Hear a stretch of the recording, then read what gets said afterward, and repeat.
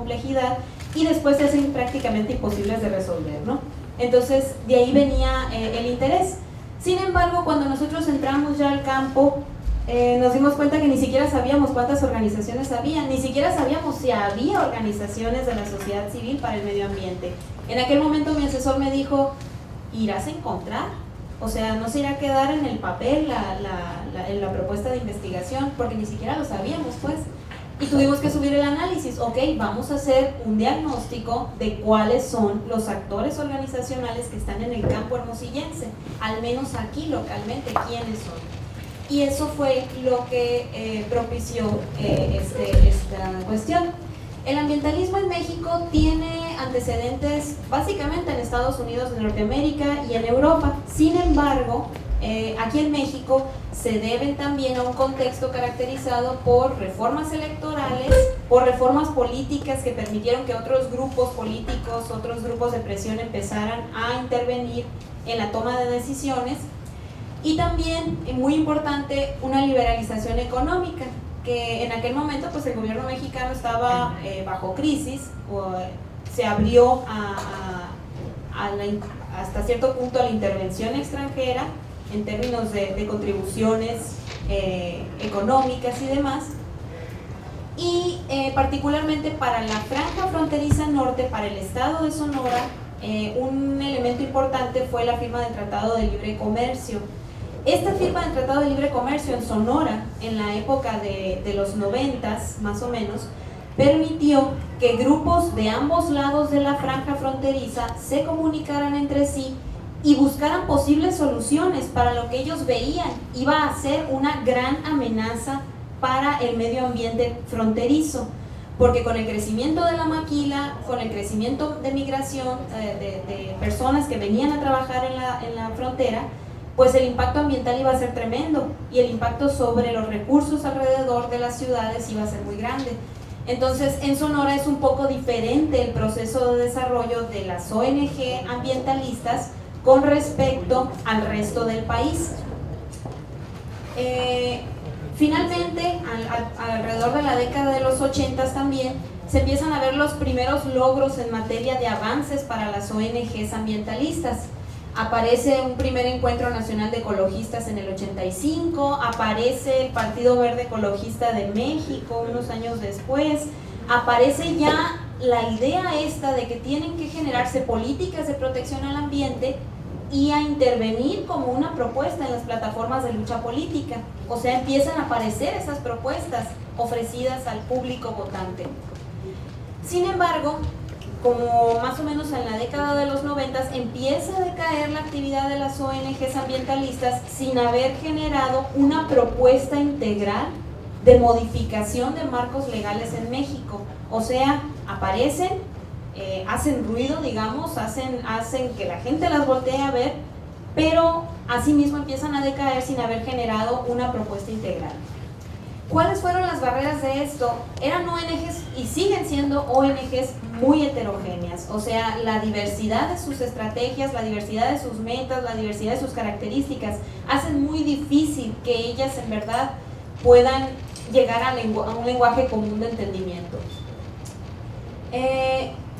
Finalmente, con respecto a estas barreras, puedo decir también que tal vez la principal y la que a mí me reportaron, en este caso las 11 organizaciones de la sociedad civil con las que pude trabajar aquí en Hermosillo, es que no tienen recursos. O sea, eso les pega rotundamente. Ellos pasan 3/4 partes de su tiempo buscando fondos que les permitan poner en marcha sus programas operativos.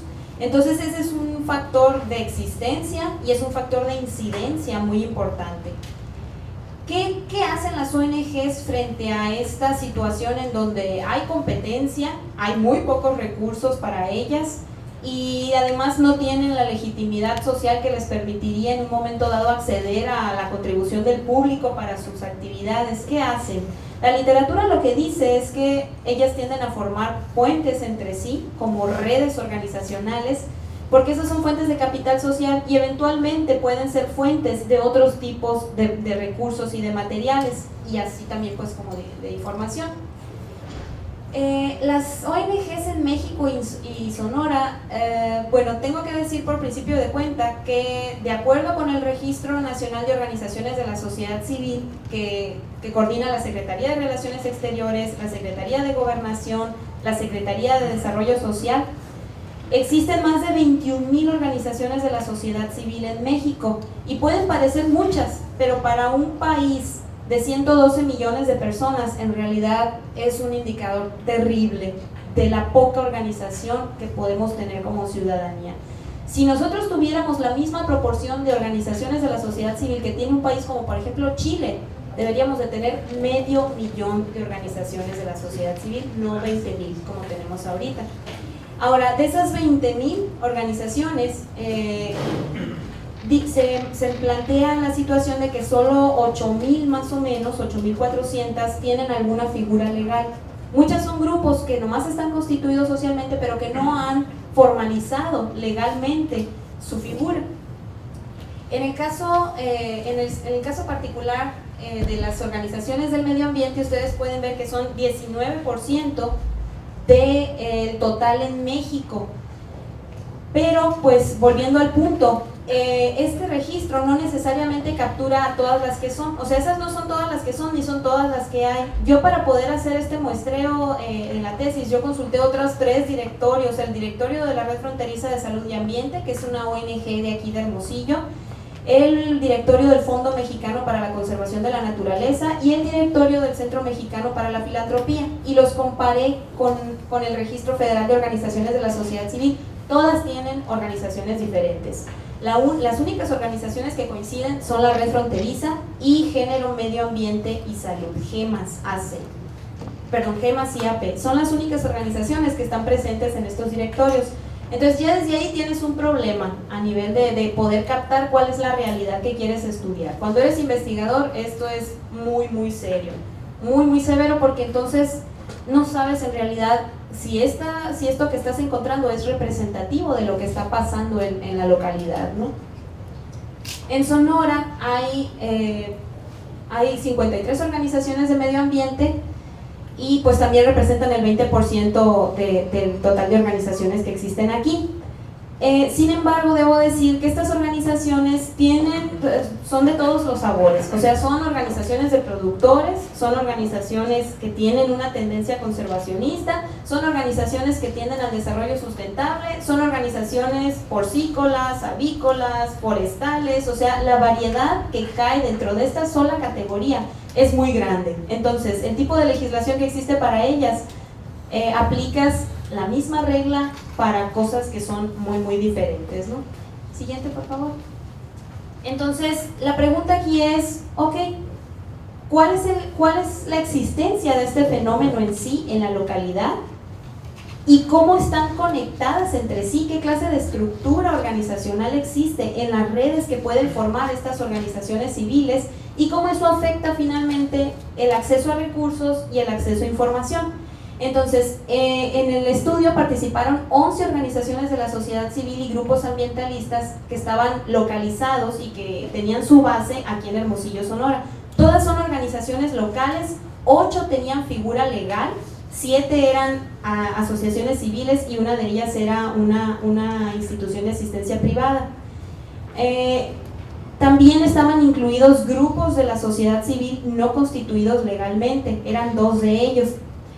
El tipo de datos que se obtuvieron fueron características organizacionales e institucionales y sus redes organizacionales, las redes que tenían entre ellas, las redes que tenían con ONGs en el exterior y las redes que tenían con organismos gubernamentales y con organismos académicos.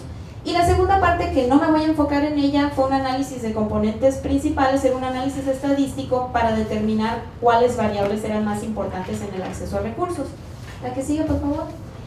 Los resultados del análisis de redes, aquí nomás les voy a enseñar la red interna, la red local, porque es la que tenía las mayores densidades, o sea, donde estaban mejor conectadas, por así decirlo.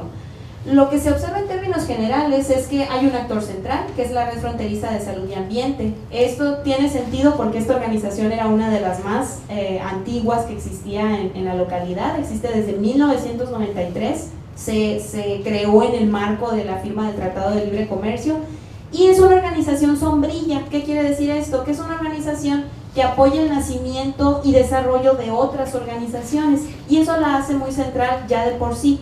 Fue la única organización que todas las otras organizaciones mencionaron como uno de sus contactos, ¿no? Otra observación es que conforme pasamos de la transmisión de información a la transmisión de recursos financieros, el número de ligas empieza a caer. Esto tiene sentido porque si bien tú eres un generador de información ya como organización, es muy probable que no tengas ni los recursos ni los fondos para transmitirlos a otras organizaciones. O sea, conforme se incrementa el costo de lo que tienes que transmitir o de lo que vas a transmitir, disminuye el número de ligas que puedes en efecto transmitir, ¿no? La que sigue, por favor. Ese es el resumen de los porcentajes de densidad, o sea que entre más grande es el porcentaje, más densas son las relaciones. Al interior de la red de ONGs eran las densidades más grandes para información, apoyo y recursos materiales, pero en recursos financieros las más densas eran las que venían del gobierno a las ONGs. Este tipo de financiamientos tenían que ver con participación en proyectos, o sea, no era un pago como tal que se les hiciera a las ONGs, sino que las ONGs participaban en convocatorias gubernamentales para desarrollar proyectos ajustados según las características de lo que estuviera solicitando el gobierno. Siguiente, por favor. Vamos hasta el final, por favor. Entonces, voy a pasar a las conclusiones por límite de tiempo, pero básicamente es una tesis bastante compleja. Ya existe un artículo publicado con esa información y está en proceso la publicación en sí, perdón por el comercial ahí, ¿no? Pero básicamente las organizaciones, cuando yo tuve oportunidad de entrevistarlos a profundidad a los representantes, coincidieron en muchas de las cosas que se están diciendo aquí. Nosotros tenemos problemas desde poder hacer que la gente entienda que existimos, porque mucha gente no sabe siquiera que existimos, para poder tener incentivos para mantener a ese montón de voluntarios, porque básicamente es trabajo voluntario lo que se requiere en muchas de estas organizaciones. No tienen capacidad para pagar más allá de 1 o 2 personas cuando mucho, entonces no tienen incentivos para mantener a la gente funcionando ahí. La gente va cuando le queda tiempo de ir. Incluso una de las participantes dijo, ya esto es un trabajo nomás para la gente vieja que no tiene nada más que hacer y que ya está jubilada, tiene una fuente de ingresos. Eso es terrible, o sea, es solo un segmento de la población el que pudiera participar en ese caso. Algunas de estas organizaciones son colaboradoras con el gobierno, pero otras no quieren figura legal porque sienten que sería, en sus palabras, legitimar algo con lo que no están de acuerdo. O sea, hay de todo. Hay desde las organizaciones que colaboran con el gobierno, es decir, tienen su figura legal, tratan de cubrir los requisitos que se les piden, hasta otras que su papel es completamente contendiente, ¿no? Finalmente, en cuanto a impactos, todas las 11 organizaciones, los representantes de las 11 fueron muy categóricos al afirmar que no saben en sí cuál puede ser el impacto a mediano y largo plazo. Ellos pueden decir, sí, nosotros cumplimos con lo que pusimos en el programa, pero en sí las metas a largo plazo no sabemos exactamente cómo podemos medirlas y cómo podemos determinar que sí tuvimos ese impacto. Muchas veces dicen, es el público el que te tiene que decir si realmente funcionó. Es la legitimidad que tú ganas lo que te está diciendo que sí funcionó algo o no. Pero en sí, metas, indicadores claros de algo muy complejo, no lo podemos tener. Y pues muchas gracias y disculpen por haber llegado tarde. Estoy en varias mesas, desgraciadamente ahorita tengo que salir corriendo a otra, pero les agradezco mucho la atención y pues estoy abierta a preguntas, ¿no?, cuando corresponda.